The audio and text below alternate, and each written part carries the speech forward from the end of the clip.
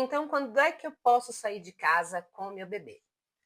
Você acabou de chegar do hospital com o bebezinho nos braços. A casa está arrumada, tem gente te ajudando, mas aos pouquinhos todo mundo vai embora, a vida vai voltando ao normal para todo mundo ao redor e você fica ali, dentro de casa, com o recém-nascido, olhando para a janela e se perguntando: quando é que eu vou poder sair daqui? E essa sensação, ela é mais comum do que parece. Ela tem um peso emocional grande que a gente dificilmente fala abertamente. Porque no meio de toda a felicidade do nascimento de bebê, ninguém te conta que ficar em casa com um bebezinho pequeno pode ser muito solitário, muito claustrofóbico e muito difícil. E hoje eu queria falar sobre isso. Quando que é seguro sair de casa com o bebê? O que levar em consideração? Como fazer isso com segurança? E por que esse assunto ele importa muito mais do que somente uma questão logística? Então vamos começar pelo que acontece com a mãe. O pós-parto já é uma fase de isolamento natural. A gente está se recuperando fisicamente, os hormônios estão numa montanha russa, de sobe e desce, o sono está fragmentado e a nossa identidade está num processo de reorganização. E por cima de tudo isso, você ainda está confinada dentro de casa e muitas vezes sem saber exatamente até quando. Essa reclusão ela pode alimentar ansiedade, ela pode intensificar sentimentos de solidão, ela pode levar ao baby blues, e em alguns casos pode contribuir inclusive para o desenvolvimento de uma depressão pós-parto. Não é frescura, gente, é um fator de risco real e os bons profissionais de saúde levam isso em conta. Ao mesmo tempo, sair de casa com recém-nascido também pode gerar uma enorme ansiedade. E aí a mãe fica nesse meio de caminho difícil, dentro de casa se sentindo presa e ao mesmo tempo com medo de sair. E os dois lados pesam, né? E por isso esse assunto precisa ser falado com equilíbrio. A gente nem pode fazer uma catástrofe do mundo lá fora, como se fosse uma zona de risco absoluta, mas a gente também não pode ignorar que um bebê recém-nascido precisa de cuidados específicos. E para entender por que existe tanta preocupação em relação às saídas nos primeiros meses, a gente precisa entender um pouquinho como é que funciona o sistema imunológico do bebê. O recém-nascido, ele nasce com um sistema imunológico ainda bem imaturo. Durante a gestação, ele recebe anticorpos da mãe através da placenta, principalmente nos últimos meses. E depois do nascimento, ele continua recebendo pelo leite materno. Mas a capacidade do próprio organismo dele de combater as infecções que existem por aí ainda está se desenvolvendo. Isso significa que doenças que em um adulto ou numa criança um pouquinho maior iam ser apenas um resfriadinho chato, num recém-nascido pode evoluir para uma coisa mais séria. Uma gripe pode virar uma pneumonia, um simples vírus respiratório pode virar uma bronquiolite, que em bebês muito pequenos pode levar à internação. Uma febre em um bebê de menos de 2 meses é sempre uma emergência médica, porque o corpo dele ainda não consegue combater as infecções com a mesma eficiência. E vale lembrar que quanto mais prematuro esse bebê nasceu, mais imaturo esse sistema é e mais cuidado é necessário. Outro ponto fundamental que a gente tem que levar em conta são as vacinas. As primeiras vacinas elas são aplicadas ainda na maternidade, logo após o nascimento, mas o esquema vacinal completo ele vai sendo feito em etapas. E muitos pediatras preferem que o bebê tenha uma maior proteção, que vai acontecer lá para os 3 ou 4 meses com o primeiro lote de vacinas completos, antes de aumentar a exposição a ambientes com outras pessoas. Pode parecer exagero, mas não é. Vacinas como a da pneumococo, da meningite, da coqueluche, elas protegem contra doenças que podem ser bem graves em bebês pequenos. E até que essas vacinas estejam feitas e o organismo tenha tido tempo necessário de desenvolver a resposta imunológica, o tempo de exposição precisa ser pensado com bastante cuidado. Então, por causa disso, a recomendação mais clássica é evitar aglomerações, ambientes fechados com muita gente e contato com pessoas doentes nas primeiras semanas de vida.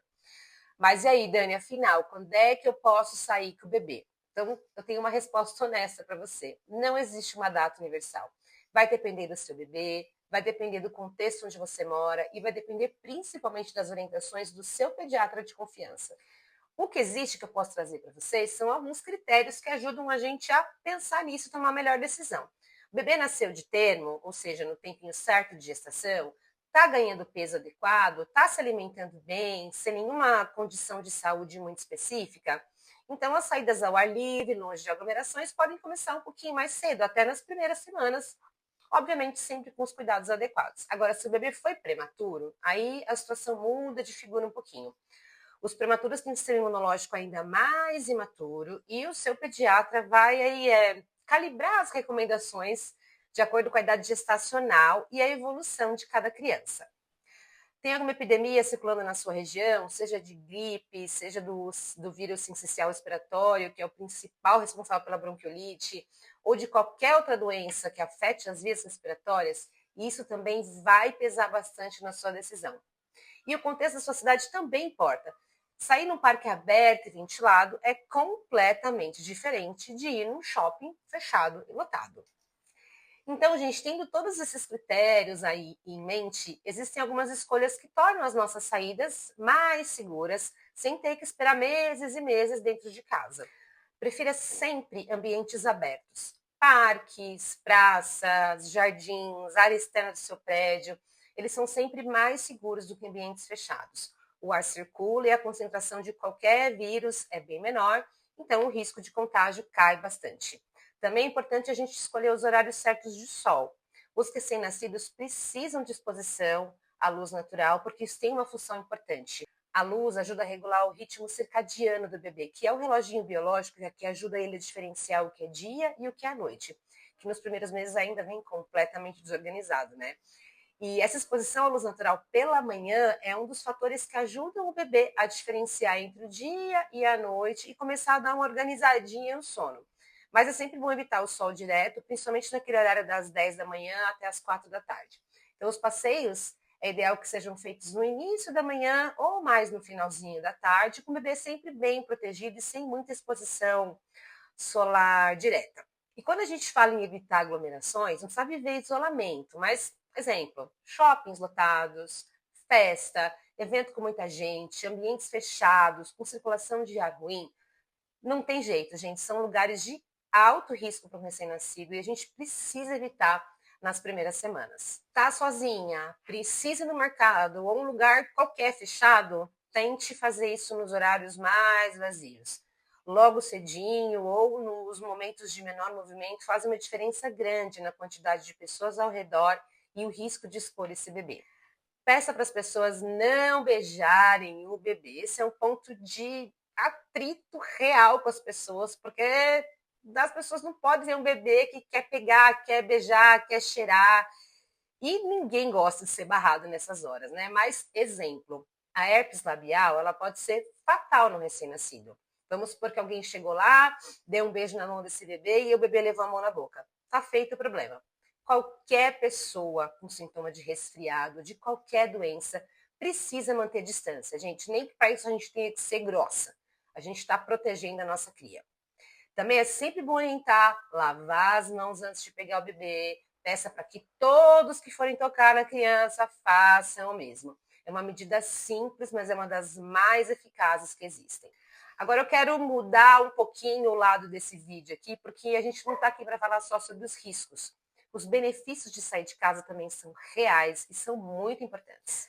Para a mãe, o ar fresco, a mudança de ambiente, o movimento, o contato com outras pessoas, tudo isso tem um impacto direto no nosso humor, na nossa ansiedade, na nossa vida. Uma caminhada bem curtinha pode parecer uma coisa tão pequena, mas para uma mãe que está dias trancada lá entre quatro paredes pode ser transformador. E para o bebê, os estímulos visuais que tem no mundo lá fora são muito ricos e muito importantes para o desenvolvimento dele. O teto da sala e do quarto do bebê é o mesmo estímulo de sempre. O mundo lá fora tem cores, tem movimento, tem som, tem textura, e tudo isso alimenta o sistema neurológico do nosso bebê. E sem falar que a luz natural ajuda na produção de vitamina D, na regulação hormonal e, como eu falei antes, na organização do ciclo circadiano. Os bebês que têm contato com luz natural, eles tendem a se organizar um pouquinho melhor aquele ciclo de sono e vigília. Então, o contato com o mundo feito de forma gradual e segura faz parte do desenvolvimento social do bebê também. O isolamento absoluto não é a nossa meta. A proteção com bom senso, essa é. Então, no final das contas, a resposta de para quando você pode sair com o seu bebê é mais cedo do que você imagina, com mais cuidado do que talvez você esteja acostumada e com menos culpa do que você provavelmente está sentindo. Então, fale com o seu pediatra, leve em consideração a situação específica de saúde do seu bebê e, principalmente, confie no seu instinto de mãe.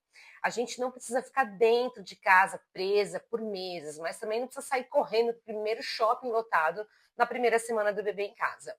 Bom senso, informação e muita gentileza com você mesma nessa fase vai fazer muita diferença. Se você já passou por isso, conta aqui para mim nos comentários. Quanto tempo você ficou dentro de casa? Como foi a primeira vez que você saiu com seu bebê? Como que você se sentiu? Eu gosto muito de ler as histórias de vocês. Então, se você quer mais conteúdo assim toda semana, já me segue aqui no canal e até o próximo vídeo.